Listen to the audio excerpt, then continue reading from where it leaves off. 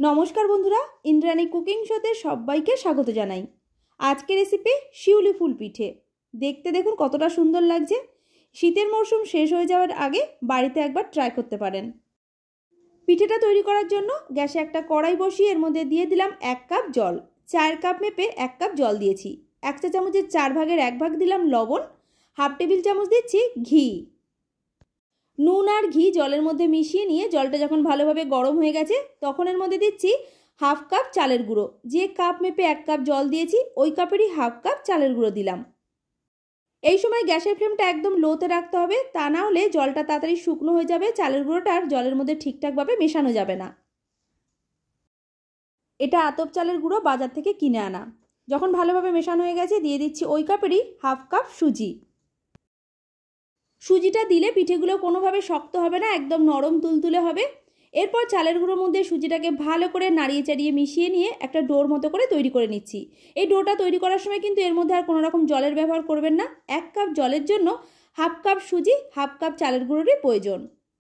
পিঠের ডোটা রেডি করা হয়ে গেছে, ফ্লেমটা অফ করে দিলাম। তারপরে এইভাবেই কড়াইয়ের মধ্যে ঢেকে রেখে দিচ্ছি 2 মিনিটের জন্য। 2 মিনিট পর ডোটাকে একটা থালার মধ্যে ঢেলে নিয়েছি। এই ডোটা খুব বেশি ঠান্ডা করা যাবে না, হালকা গরম অবস্থাতেই হাত দিয়ে ভালো করে মেখে নিতে হবে। ডোটাকে একটু বেশিক্ষণ সময় নিয়ে মাখতে হবে, যতক্ষণ না আটা ময়দার ডো মাখার পর যেভাবে একটা নরম সফট হয়ে যায় সেই রকম অবস্থায় আসছে। পিঠের ডোটা আমার মাখা হয়ে গেছে, দেখুন এইভাবে নরম করে মেখে নিয়েছি। এবার এই ডোটা থেকে একদম অল্প করে অংশ একটা সাইডে নিয়ে নিলাম। এই অংশটার মধ্যে অল্প করে আমি অরেঞ্জ ফুড কালার মেশাচ্ছি। তারপরে ভালো করে মাখিয়ে নেব। শিউলি ফুলের বোটার দিকটা অরেঞ্জ কালার হয়, তাই এর মধ্যে একটু ফুড কালার মিশিয়ে নিলাম। বাড়িতে যদি অরেঞ্জ ফুড কালার না থাকে অল্প করে হলুদ কালারও মিশিয়ে নিতে পারেন। ফুড কালারটা মেশানো হয়ে গেছে, একটা সাইডে রেখে দিয়েছি। এরপর হাতটাকে একটু ভালো করে ধুয়ে নিতে হবে, তা না হলে এই সাদা অংশটার মধ্যে ফুড কালারটা লেগে যেতে পারে। এবারে এই লেচিটাকে দুভাগে ভাগ করে নিলাম। সাদা যে অংশটা দুভাগে ভাগ করে রেখেছিলাম সেইগুলোকে এবার বেলতে হবে। তার জন্য চাকতির মধ্যে অল্প করে শুকনো চালের গুঁড়ো ছড়িয়ে নিয়ে ভালো করে চালের গুঁড়োটা এর মধ্যে কোট করে নিয়েছি। এবার এটা বেলে নেব। বেলার সময় একটু অসুবিধা হতে পারে, চালের গুঁড়ো আর সুজি দেওয়া আছে, গোল না হলে কোনো সমস্যা নেই, শুধু একটু মোটা করে বেলে নিচ্ছি। লেচিটা যখন বেলা হয়ে গেছে তখন একটা ছোট থেকে কৌটোর ঢাকনা নিয়ে এইভাবে কেটে নিচ্ছি।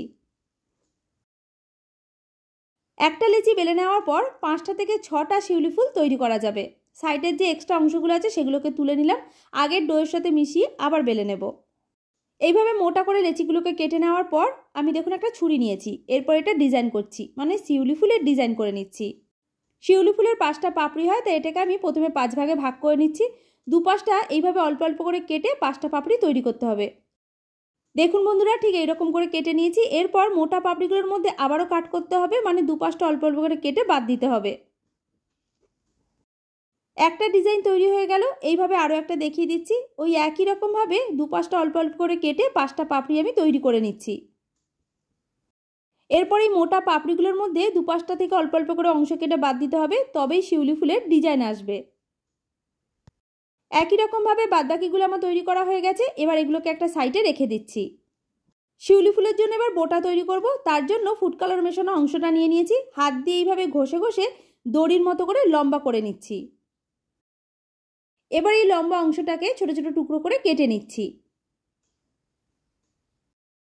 1 চামচ আটার মধ্যে অল্প করে জল মিশিয়ে একটা আঠা তৈরি করে রেখেছি। এই আঠাটা আমাদের শিউলি ফুলের বোটা আটকানোর কাজে লাগবে।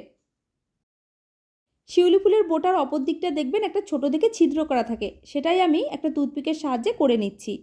দেখুন ঠিক এই রকম। এবারে আঠাটা যে রেডি করে রেখেছিলাম তার মধ্যে ভালো করে ডুবিয়ে এই ফুলগুলোর মধ্যে বসিয়ে দিতে হবে। খুব সুন্দরভাবে দেখবেন আটকে যাবে।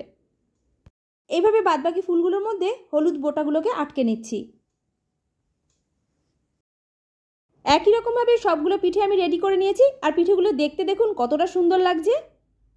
পিঠেগুলো ভাপানোর জন্য কড়াইতে জল গরম হতে বসিয়ে দিয়েছি। জলটা দেখুন টকবক করে ফুটে গেছে। এবারে ওপর থেকে একটা ছিদ্রযুক্ত থালা বসিয়ে দিলাম। তারপর অল্প করে ঘি বা তেল ভালো করে মাখিয়ে নিতে হবে, যাতে পিঠেগুলো হয়ে যাওয়ার পর খুব সহজেই উঠে যায়।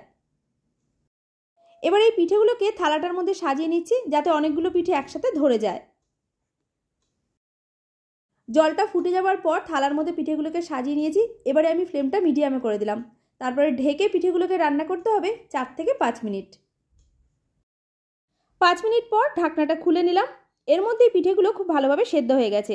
এই সময় থালাটা ভীষণই গরম, তাই একটু ঠান্ডা হয়ে গেলে তারপর আপনাদের পরিবেশন করে দেখাচ্ছি। রেসিপি ভালো লাগলে লাইক, শেয়ার, কমেন্ট করে জানাবেন। আমার চ্যানেলে নতুন বন্ধু হয়ে থাকলে চ্যানেলটিকে সাবস্ক্রাইব করে পাশে থাকা বেল আইকনটাও প্রেস করে রাখবেন। পুরো ভিডিওটা দেখার জন্য আপনাকে অসংখ্য ধন্যবাদ।